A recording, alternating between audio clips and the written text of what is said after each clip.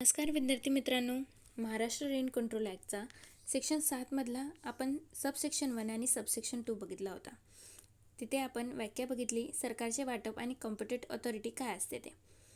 आता आपण बघणार आहोत त्याच्या पुढच्या दिलेल्या व्याख्या, ज्या खूप महत्त्वाच्या आहेत आणि त्याच्यावरती प्रश्न विचारले जातात एक्झामला. आणि ते महत्त्वाचे आहेत कारण त्याच्यावरती आपल्याला लायनर क्वेश्चन्स विचारले जाऊ शकतात. म्हणून ते आता आपण बारकाईने आणि चांगल्या प्रकारे बघायचे आहेत आणि शेवटी टेस्ट पण घ्यायचे. तर चला तर सुरू करूया आपण सेक्शन 7 आणि त्यातले सबसेक्शन 3 पासून आपल्याला पुढे स्टार्ट करायचं आहे. तर सुरुवात करूया. लँडलॉर्ड म्हणजे काय? लँडलॉर्ड महत्त्वाचं आहे. लँडलॉर्ड म्हणजे काय असतं? घरमालक किंवा जमीन मालक. मग फक्त जमीन मालक किंवा घरमालकालाच लँडलॉर्ड म्हटलं जात नाही, तर ह्याच्यामध्ये आणखीही काही लोकांना बोललं जातं की ते कोण आहेत? लँडलॉर्ड आहेत. जर कारण ह्याच्यावरती प्रश्न विचारू शकतो, फक्त लँडलॉर्ड म्हणजे घरमालक किंवा जमीन मालक असतो का?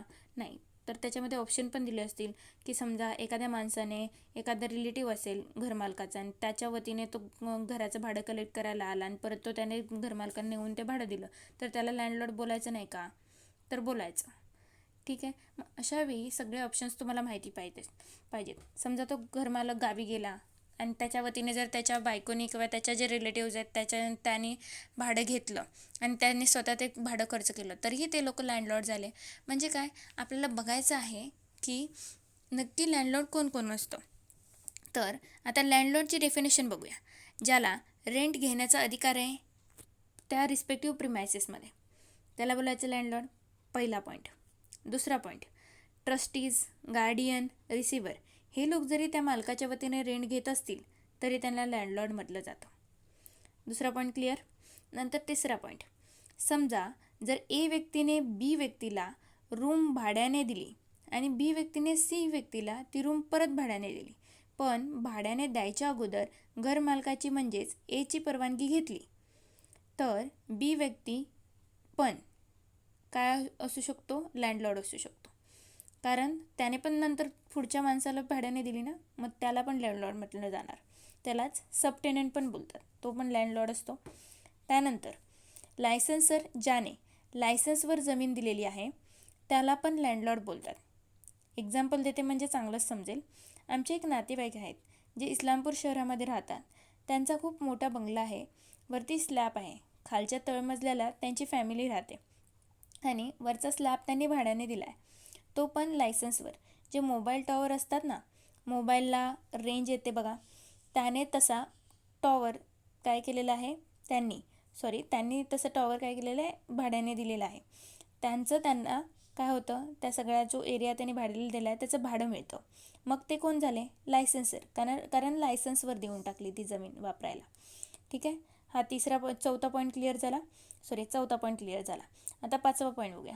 गव्हर्नमेंट अलॉटी, ज्याने गव्हर्नमेंटला जमीन अलॉट केलेली आहे भाड्याने, हे सर्वजण लँडलॉर्डमध्ये येतात. समजलं? लँडलॉर्डची डेफिनेशन क्लिअर झाली. तर आपण एकदा कोण कोण येतं बघा. फर्स्ट पॉईंट, लँडलॉर्डमधला first, any person who is for the time being receiving or entitled to receive rent in respect of any premises. म्हणजे जो कोणी घरमालक त्या प्रिमायसेसचं, त्या जमिनीचं भाडं वसूल करत असेल तो लँडलॉर्ड. दुसरा point, whether on his own account or on behalf or for the benefit of any other person or as a trustee, guardian or receiver. म्हणजे घरमालकाच्या वतीने ट्रस्टी असेल, गार्डियन असेल किंवा रिसिव्हर असेल, हे तिघंजणं पण काय करत असेल, स्वतःसाठी किंवा त्या घरमालकाच्या वतीने जर भाडं गोळा करत असतील तर तो पण लँडलॉर्ड झाला. तिसरा point, tenant who has sublet any premises. म्हणजे काय? सबलेट म्हणजे काय असतं? एकाकडून भाड्याने घेणे, एकाकडून भाड्याने घेणे आणि दुसऱ्याला भाड्याने देऊन टाकणे. समजलं? म्हणजे ज्याने भाड्याने घेतलं होतं आणि दुसऱ्याला भाड्याने देऊन टाकलं होतं, तो पण इथे लँडलॉर्ड समजला जाणार. समजलं? त्याला सबलेट एनी प्रिमायसेस बोलायचं, तो पण काय झाला? लँडलॉर्ड. चौथं पॉईंट बघा. The licensor who has given premises on licence under Bombay law. ज्यांनी लायसन्सवर एखादी जमीन दिलेली असेल, जसं मी एक्झाम्पल तुम्हाला सांगितलं, आमचे जे नातेवाईक होते त्याने टॉवरसाठी जमीन काय दिलेली आहे? लायसन्सवरती भाड्याने दिलेली आहे. पण ती बॉम्बे ॲक्टच्या अंडर आली पाहिजे. मी तुम्हाला फक्त एक्झाम्पल देण्यासाठी समजावून सांगितलं होतं की बॉम्बे लॉच्या अंतर्गत जर लायसन्सवर एखादी जमीन दिली तर तो पण लँडलॉर्ड होतो. आणि फायनली गव्हर्नमेंट अलॉटी, जे गव्हर्मेंटसाठी भाड्याने दिल्या जातात. ते कंपनी चालवण्यासाठी गव्हर्मेंटच्या वगैरे जमिनी जर भाड्याने दिल्या एखाद्या माणसाने तर तो पण लँडलॉर्ड गणला जाणार. समजलं. एकदा बेअर ॲक्टची भाषा वाचून बघूया. 3rd सबसेक्शन बोलतो, landlord means any person who is for the time being receiving or entitled to receive rent in respect of any premises, whether on his own account or on behalf or for the benefit of any other person or as a trustee, guardian or receiver for any other person or who would so receive the rent or be entitled to receive the rent if the premises were let to a tenant, and also includes any person not being a tenant who from time to time derives title under a landlord, and further includes in respect of his subtenant a tenant who has sublet any premises, and also includes in respect of a licensee deemed to be a tenant under the provisions of the Bombay Rents, Hotel and Lodging House Rates Control Act 1947. The licensor who has given premises on license and in respect of the state government, or as the case may be, the government allotted referred to in subclause B of clause 2, deemed to be a tenant by section 27, the person who was entitled to receive the rent if the premises were let to a tenant immediately before the 7th December 1996, that is before the coming into force of the Bombay Rent, Hotel and Lodging House Rates Control Bombay Land Requisition and the Bombay Government Premises Eviction Amendment Act 1996. ही झाली आपली bare ॲक्टची भाषा. कळाली तुम्हाला? तर अशा प्रकारे आपला subsection 3मध्ये लँडलॉर्डची definition खूप वाईडर दिलेली आहे. त्याच्यानंतर आपल्याला पुढची डेफिनेशन बघायची आहे, लीगल रिप्रेझेंटेटिव्ह. आता लीगल रिप्रेझेंटेटिव्हची भाषा तुम्हाला डेफिनेशन सरळ सांगितलं आहे. तुम्हाला जी कोड ऑफ सिव्हिल प्रोसिजर म्हणजे CPCच्या कायद्यामध्ये जी दिलेली आहे तीच तुम्हाला इकडे वापरायची आहे. एवढीच डेफिनेशन तुम्हाला दिलेली आहे, वेगळं काय दिलेलं नाही. तर आपल्याला बेअर ॲक्टची भाषा बघूया एकदा. Legal representative means a legal representative as defined in the Code of Civil Procedure 1908 and includes also in the case of joint family property the joint family of which the deceased person was a member.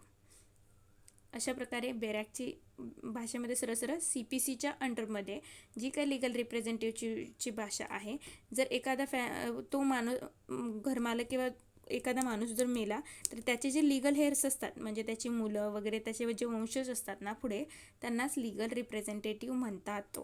असं जे CPCमध्ये definition आहे तीच आपल्याला Maharashtra rent control ॲक्टमध्ये घ्यायची आहे. समजलं? Legal representative म्हणजे वंशज पुढचे जे असतात ते. कळलं? त्याचा मुलगा कळलं? लिगल रिप्रेझेंटेटिव्हची डेफिनेशन तुम्हाला काय आली असेल. आता पुढची डेफिनेशन बघूया, लायसन्सी. ह्याची पण खूप वाईडर भाषा आहे, पण आपल्याला खूप चांगल्या भाषेमध्ये समजावून घ्यायची आहे. बघा, आधी एक पॉईंटनुसार बघूया आणि मग आपण बेअर ॲक्टची भाषा बघूया. लायसन्सी म्हणजे कोण? लायसन्सी काय करायचं आहे? लायसन्सी पहिला पॉईंट सांगतो. लायसन्सी म्हणजे एखाद्या सबसिस्टिंग ॲग्रीमेंटमध्ये तो जर ऑक्युपेशनमध्ये असेल तर लायसन्सी. ऑक्युपेशन म्हणजे काय? जर समजा लायसन्स घेऊन त्या एरियाच्या आवारामध्ये काम करत असेल तर ऑक्युपेशनमध्ये असेल, तर तिथे जर तो आपला स्वतःचा बिझनेस चालवत असेल किंवा एखादा कामधंदा चालवत असेल तर त्याला बोलायचं ऑक्युपेशन. ठीक आहे, ऑक्युपेशनमध्ये असेल तर. सेकंड, कोऑपरेटिव्ह हाऊसिंग सोसायटीच्या ज्या जमिनी भाड्याने दिलेल्या आहेत आणि ज्या महाराष्ट्र हाऊसिंग कोऑपरेटिव्ह सोसायटीच्या अंतर्गत रजिस्टर आहेत तर तो जमीन मालक पण लायसन्सी असतो. ठीक आहे, म्हणजे त्याची जमीन कोऑपरेटिव्ह हाऊसिंग सोसायटीच्या जमीन भाड्याने दिलेली असली पाहिजे, म्हणजे कोऑपरेटिव्ह सोसायटीज असतात ना त्यांना भाड्याने दिली असली तर, किंवा महाराष्ट्र गव्हर्नमेंटच्या हाऊसिंग सोसायटीला कोऑपरेटिव्ह सोसायटीला जर जमीन भाड्याने दिली असेल तर तरी पण, म्हणजे सरळ कोऑपरेटिव्ह सोसायटीज गव्हर्नमेंट ह्यांना जेव्हा एखादा जमीन मालक काय करतो, भाड्याने जमीन देऊन टाकतो, त्याला बोलायचं लायसन्सी. ठीक आहे, हा सेकंड पॉईंट क्लिअर झाला. आणि खूप महत्त्वाचा पॉईंट, आता असा प्रश्न तुम्हाला विचारला जाऊ शकतो की लायसन्सिंगमध्ये कोण येत नाही. पहिले 2 पॉईंट तर काय आले असेल सरळ की काय आहे, मी एक हे आहे गव्हर्मेंट म्हणजे एक गव्हर्मेंटला जर किंवा त्या कोऑपरेटिव्ह हाऊसिंग सोसायटीला मी माझी जमीन देत असेल भाड्याने तर मी लायसन्सी झालो. हा सेकंड पॉईंट सांगला. आणि पहिला पॉईंट काय की लायसन्सी मी तेव्हा म्हटलं जाईल मला जेव्हा मी काय करतो, माझ्या जमिनीमध्ये एखादा व्यवसाय चालवण्यासाठी किंवा सबसिस्टिंग ॲग्रीमेंटमध्ये जर ऑक्युपेशनमध्ये ती जमीन असेल तर मी काय बोललं जातं, लायसन्सी बोललं जातं. आता महत्त्वाचा पॉईंट, लायसन्सीमध्ये कोण येत नाही हे खालचा पॉईंट बघितले बघा, not include.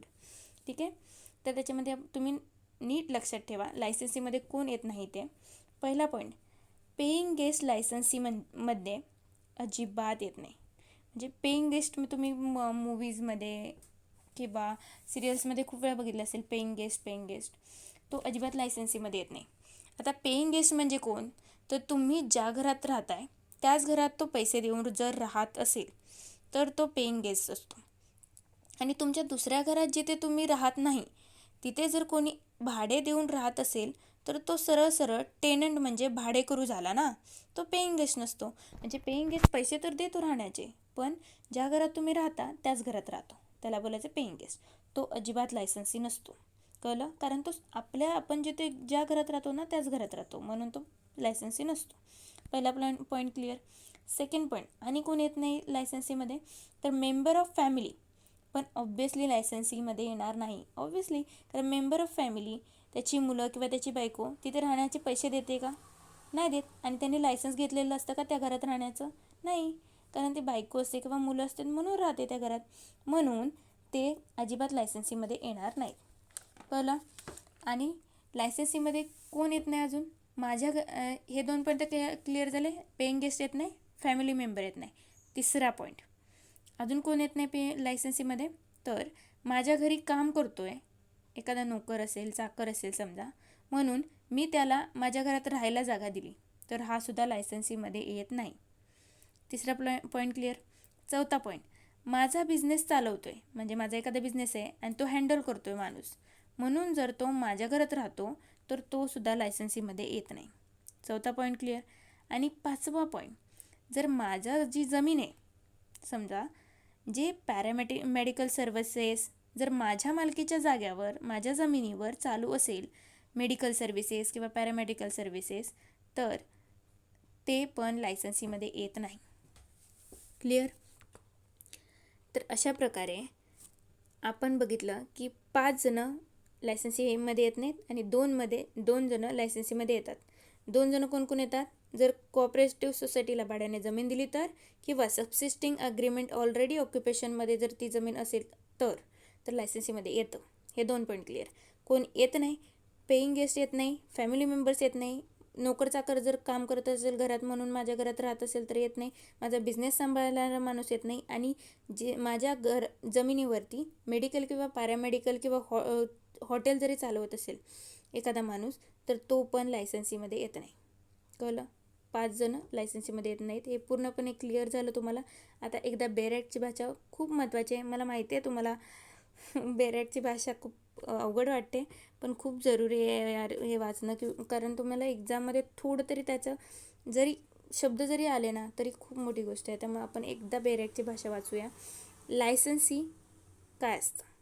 Subsection 5, लायसन्सी in respect of any premises or any part thereof means the person who is in occupation of the premises or such part as the case may be under a subsisting agreement for license given for a license fee or charge, and includes any person in such occupation of any premises or part thereof in the building vesting in or leased to a cooperative housing society registered or deemed to be registered under the Maharashtra Cooperative Societies Act 1960 but does not include, आता इथून पुढे does not include start झालं, but does not include a paying guest, a member of a family residing together, a person in the service or employment of the licensor, or a person conducting or running business belonging to the licensor, or a person having any accommodation for rendering or carrying on medical or paramedical services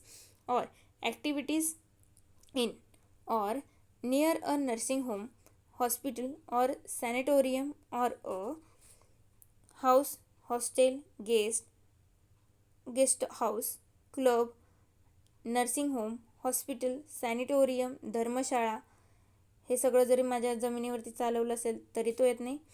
home for widows, orphans और like premises, marriage और public hall और like premises or in a place of amusement, of entertainment or like institution or in any premises belonging to or held by an employee or his spouse who on account of exigencies of service or provisions of residence attached to his or her post or office is temporarily not occupying the premises, provided that he or she charges license fee or charge for such premises of the employee or spouse not exceeding the standard rent and permitted increase for such premises and such additional sum for service supplied with such premises or a person having accommodation in any premises or part thereof for conducting a canteen, creche,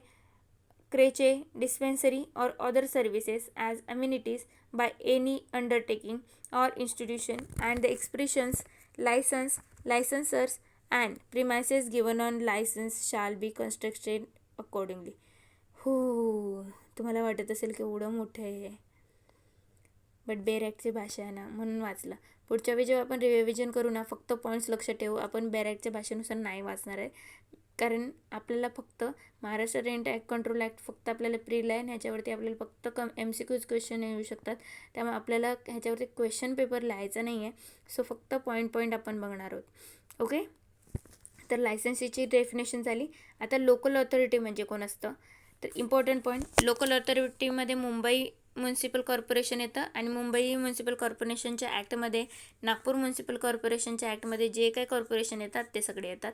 second point, municipal council, ठीक आहे, पूर्णपणे येते. त्याच्यामध्ये नगरपंचायत, industrial township act 1965च्या अंडरमध्ये जे येतात ते सगळे. C point, जिल्हा परिषद येते, पंचायत समिती येते, जी महाराष्ट्र जिल्हा परिषद आणि पंचायत समिती ॲक्ट 1961मध्ये रजिस्टर आहे. विलेज पंचायत येते, जी बॉम्बे विलेज पंचायत ॲक्ट 1958मध्ये रजिस्टर्ड आहे. E point, cantonment, important point, cantonment constituted under the cantonments act 1924 आहे, ते पण येतं त्याच्यामध्ये. Nagpur improvement trust constituted under the Nagpur improvement trust. आता ट्रस्ट पण लोकल ऑथॉरिटीमध्ये टाकली बघा, ती पण काय येते, लोकल ऑथॉरिटीमध्ये येते. The Maharashtra housing and area development authority or a board constituted under the Maharashtra housing and area development act 1976, ते पण येतं. परत the city industrial development corporation, ते पण त्याच्यामध्ये येतं. नंतर I point, the Pimpri and Chinchwad new township development authority पण त्याच्यामध्ये येतं.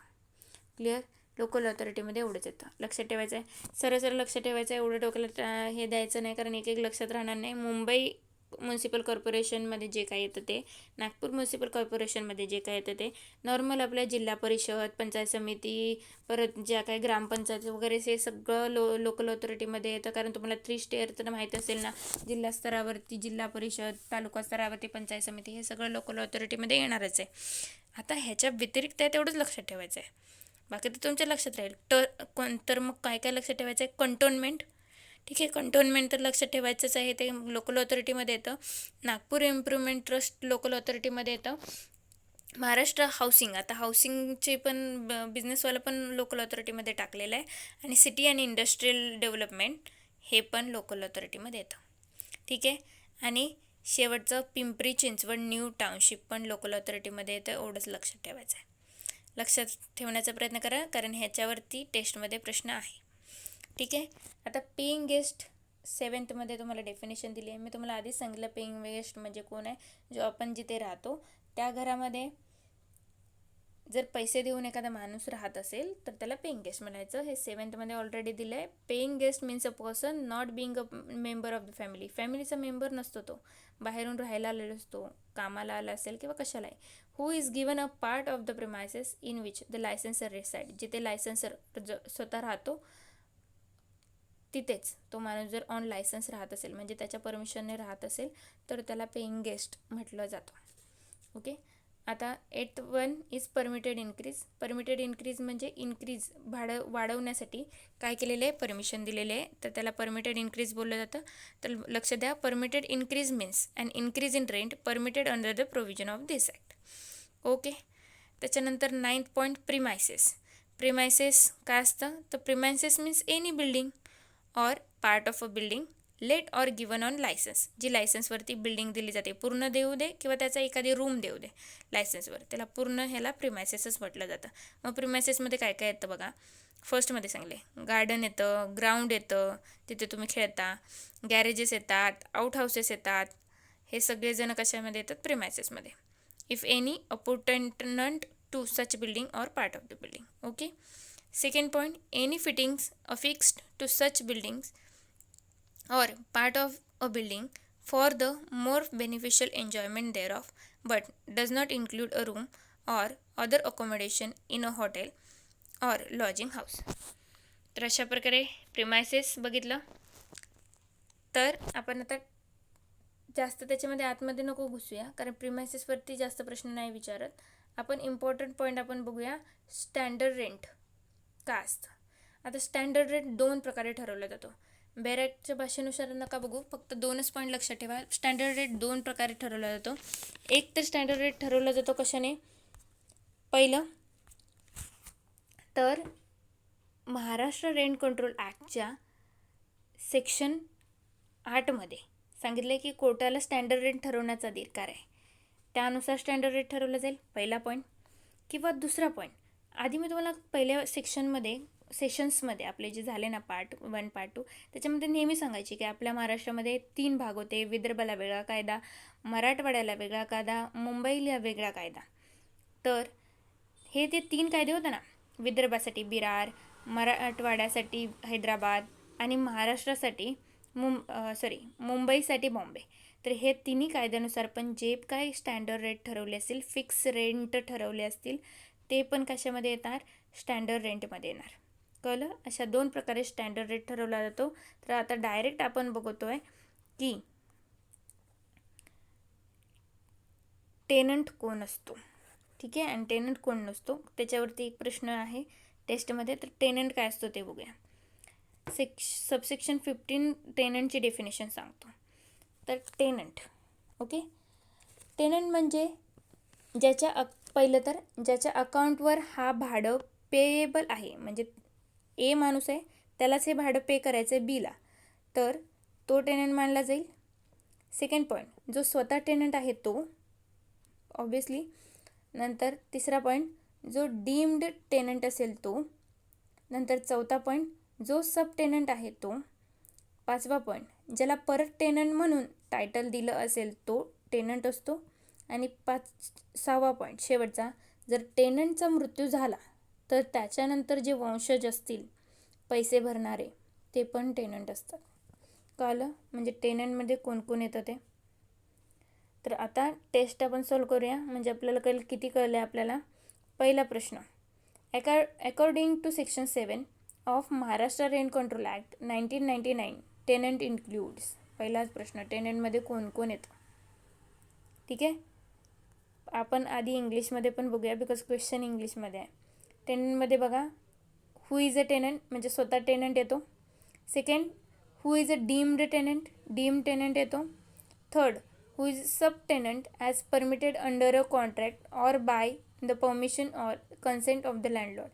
सब टेनंट ॲक्च्युली असतं काय, तर ए माणसाने बी माणसाला रूम भाड्याने दिली आणि बी माणसाने सी माणसाला रूम भाड्याने दिली, पण एच्या परमिशनने, म्हणजे घरमालकाच्या परमिशनने. तर काय होतं, सब टेनंट जो असतो ना मधला बी, तो पण टेनंट होतो. आणि सी पण, जो भाड्याने रूम घेतो ना शेवटची तिसरा माणूस, तो पण टेनंट होतो. हे थर्डमध्ये सांगितलं आहे. फोर्थमध्ये सांगितलं आहे, who has derived title under a tenant, ठीक आहे, ज्याला टेनंट म्हणून टायटल मिळालं ना तो पण tenant. Fourth point. And fifth point, to whom interest in premises has been assigned or transferred as permitted by virtue of or under the provisions of any of the repealed act. कळलं. अशा प्रकारे हे 5 point टेनंटमध्ये येतात. तर आता question solve करूया. Question 1, According to Section 7 of Maharashtra Rent Control Act 1999, tenant includes first, who is deemed a tenant; second, who has arrived title under a tenant; third, to whom interest in premises has been assigned or transferred as permitted by virtue of or under the provisions of any of the repealed act. Okay. And fourth, who is a tenant. तर तुम्हाला काय वाटतं, चारी पण tenant आहेत का? हो, चारी पण टेनंट आहेत. कारण डीम्ड टेनंट तर आपण बघितलं, टायटल ज्याला टेनंट आहे, सेकंड पॉईंट टायटल अंडर अ टेनंट बघितलं, तो पण टेनंट आहे. आणि जो इंटरेस्ट इन अ प्रिमायसेस असतो आणि काय होते, एखादी प्रॉपर्टी दुसऱ्याला ट्रान्सफर होते, तर तो ट्रान्सफर झालेला प्रॉपर्टीचा भाडेकरू पण पेमेंट भरत असेल तरी पण तो टेनंट असतो, हे पण बरोबर आहे. आणि हू इज अ टेनंट, जो टेनंट असतो तर तो तर टेनंट असतोच. त्यामुळं all of the above is the right answer. Okay, मग डी आपलं बरोबर आन्सर आहे. Next question, landlord include. लँडलॉर्डमध्ये कोण कोण येतं हे मी तुम्हाला खूप चांगल्या प्रकारे एक्सप्लेन केलं आहे. लँडलॉर्डमध्ये कोण कोण येतं, जर घरमालकाच्या वतीने जर कोणी पैसे घेत असेल तर, किंवा गव्हर्मेंटला एखादी आपण रूम दिली आहे किंवा एखादं जमीन दिली आहे तिकडे कंपनी चालवायला, गव्हर्मेंटचं काम चालवायला, तरी पण आपण लँडलॉर्ड असतो. हे सगळं मी तुम्हाला आधी सांगितलं आहे. तर आपण बघूया कोणतं असतं लँडलॉर्ड आणि कोणतं नसतं. First point, as a trustee, guardian or receiver for any other person. Second point, any person not being a tenant who from time to time derives title under a landlord. Third point, government authority. Fourth point, the licensor who has given a land on license under Bombay Rent Control Act 1947. कोण कोण येतं लँडलॉर्डमध्ये? पहिला तर trustee, guardian आणि receiver येतो. तो घरमालकाच्या वतीने भाडं गोळा करत असतो. तर पहिला तर ऑप्शन राईटच आहे. दुसरा option, any person not being a tenant, जो भाडेकरू नसतो. From time to time derives title under a landlord, भाडेकरू नसतो पण लँडलॉर्डचं टायटल काय करतो, घेतो. तो टेनंट असतो का? असतो, ऑब्व्हियसली असतो. कारण मी तुम्हाला आत्ता सांगितलं की ए माणसाने बी माणसाला काय दिलं, रूम दिली भाड्याने, आणि त्याने सी माणसाला देऊन टाकलं. आता तो ॲक्च्युअल टेनंट नाही आहे, कारण त्या घरात तो राहत नाही आहे, बट त्याला आता त्याने सीला रूम भाड्याने दिल्यामुळे तो त्याला टायटल लँडलॉर्डचं मिळालं. त्यामुळे सेकंड पण ऑप्शन बरोबर आहे. Third option, government authority. शेवटचा पॉईंट बघितलेला की गव्हर्मेंट ऑथॉरिटी असतो, कारण गव्हर्मेंटला जो जमीन भाड्याने देतो ना, गव्हर्मेंट त्याला भाडे देतं त्याच्याबद्दल, त्यामुळे गव्हर्मेंट ऑथॉरिटी येणारच. आणि चौथं, लायसन्सर, जो लायसन्सवरती आपली जमीन भाड्याने देतो बॉम्बे रेंट कंट्रोल ॲक्टच्या, तो पण लँडलॉर्ड असतो. हे बघितले आपण पूर्णपणे, त्यामुळे चौथा पर्याय पण बरोबर आहे. त्यामुळे option is all of the above is correct. कळालं, चारी पण ऑप्शन बरोबर आहेत, लँडलॉर्ड इन्क्लूड्स. आता next question, according to Maharashtra rent control act 1999, local authority means. Local ऑथॉरिटीमध्ये कोण कोण येतं बघितलं होतं आपण, Bombay municipal corporation, Nagpur municipal corporation. So एकदा आपण बरोबर चेक करूया, बरोबर आहे की नाही. First, any municipal corporation constituted in respect of any city under the Bombay Provincial Municipal Corporation Act 1949. Obviously मी तुम्हाला सांगितले बॉम्बे म्युन्सिपल कॉर्पोरेशन येतेच, त्यामुळे फर्स्ट पॉईंट तर बरोबर आहे. सेकंड पॉईंट, अ कंटोनमेंट कॉन्स्टिट्यूट. मी तुम्हाला सांगितले कंटोनमेंट लक्षात ठेवायचं, कारण कॉर्पोरेशन, पंचायत समिती हे वगैरे तर येतातच, त्यामुळे कंटोनमेंट लक्षात ठेवायला सांगितलेलं लोकल ऑथॉरिटीमध्ये येतं. नंतर हाऊसिंग अँड एरिया डेव्हलपमेंट पण येतं महाराष्ट्र रेंट कंट्रोल ॲक्टमध्ये, ते बघितलेलं. आणि नागपूर इम्प्रूव्हमेंट ट्रस्टला पण सांगितलं होतं की लोकल ऑथॉरिटीमध्ये इन्क्लूड केले. त्यामुळे चारही पण पॉईंट बरोबर आहे. त्यामुळे ऑप्शन बघा काय येतील, 1 and 2. Option B is 1, 2, 3. Option C is 1, 2, 3, 4. आणि ऑप्शन डी इज 1, 3, 4. त्यामुळे ऑप्शन सी इज करेक्ट, 1, 2, 3, 4. ठीक आहे. नेक्स्ट क्वेश्चन बघूया, लायसन्सी इन्क्लूड. हा खूप महत्त्वाचा क्वेश्चन आहे, कारण ह्याच्यामध्ये इन्क्लूड होणारे आणि इन्क्लूड नाही होणारे दोन्ही दिलेले आहेत. त्यामुळे आपल्याला नीट लक्षात ठेवायचं आहे. आपल्याला माहिती आहे 2च जण इन्क्लूड होतात, ज्यांच्याकडे काय आहे, सबसिस्टिंग हे असते, ऑक्युपेशन असतं, आणि जे कोऑपरेटिव्ह हाऊसिंग सोसायटीला गव्हर्नमेंटला काय देतात, लायसन्सवर आपली जमीन देतात, तेच फक्त लायसन्सीमध्ये येतात. बाकी पेइंग गेस्ट असू दे, जर नोकर असू दे घरात राहणारा, तो ह्यामध्ये लायसन्सीमध्ये येत नाही. तर एकदा ऑप्शन्स बघूया. लायसन्सी इन्क्लूड्स काय काय येणार. Licensee include first point a paying guest, second leased to a cooperative housing society registered or deemed to be registered under the Maharashtra cooperative societies act 1960. Third point family members. Fourth point person who is in occupation of the premises or such part as the case may be under a subsisting license fee or charge. बघूनच आपल्याला कळतं आहे की लायसन्सी म्हणजे कोण येणार. Cooperative housing society येतात, मी तुम्हाला आधी सांगितलेलं. आणि ऑक्युपेशनमध्ये जमीन असेल सबसिस्टिंग लायसन्ससाठी ती पण लायसन्सीमध्ये येतं. हे 2 पॉईंट तर येतातच, हे कन्फर्म आहे. आता बाकीचे 2 आहेत की नाही. पेइंग गेस्ट कधीच लायसन्सीमध्ये येत नाही, तुम्हाला स्टार्टिंगला सांगितलेलं, कारण तो घरात जिथे घरमालक राहतो तिथेच राहतो. आणि फॅमिली मेंबरकडे लायसन्स नसतं घरात राहण्याचं, ते पैसे पण पे करत नाही तिथे राहण्याचे, त्यामुळे ते पण लायसन्सीमध्ये येत नाहीत, हे आपल्याला माहिती आहे. त्यामुळे लायसन्स इन्क्लूड काय काय येणार. Option 2 and option 4 is right. त्यामुळे ऑप्शन्स बघा खाली काय काय दिलेत. ऑप्शन ए मध्ये 1 and 3, option B is 2 and 4, option C is 2, 3 and 4, and option D is all of the above.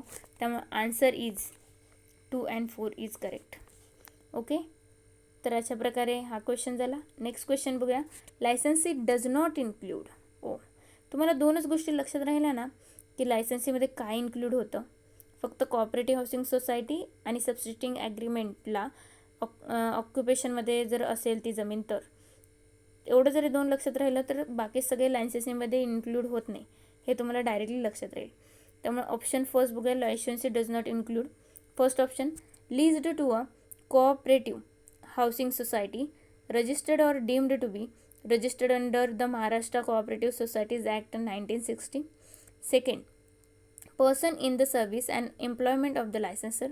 Third, rendering or carrying medical or paramedical services and activities in or near nursing home, hospital or sanatorium. Or fourth point, a person having any accommodation of hotel. तर तुम्हाला directly कळालं असेल, cooperative housing सोसायटीचाच फक्त इकडे option दिसतोय, त्यामुळे हे तर आहे लायसन्सीमध्ये. त्यामुळे हा ऑप्शन तर आपला फर्स्ट चुकीचंच आहे. आणि दुसरीकडे कुठेच आपल्याला ते ऑक्युपेशनमध्ये असणारी सबसिस्टिंग ॲग्रीमेंट दिसत नाही. त्यामुळे बाकीचे 2, 3 and 4 ऑप्शन्स हे लायसन्सीमध्ये कधीच येणार नाहीत. त्यामुळे answer 2, 3 and 4 is the right answer. त्यामुळे option D is right answer. 2, 3 and 4 कळालं. त्यामुळे अशा प्रकारे हा क्वेश्चन पण झाला. अशा पद्धतीने आपलं हे सेशन संपलं. तुम्ही टेस्टमध्ये बघा तुम्हाला किती बरोबर आले आणि किती नाही, म्हणजे तुम्हाला कळेल किती कळते. लाईक करा, सबस्क्राईब करा आणि एवढा प्रतिसाद दिल्याबद्दल धन्यवाद. पुढच्या सेशनमध्ये भेटू. धन्यवाद.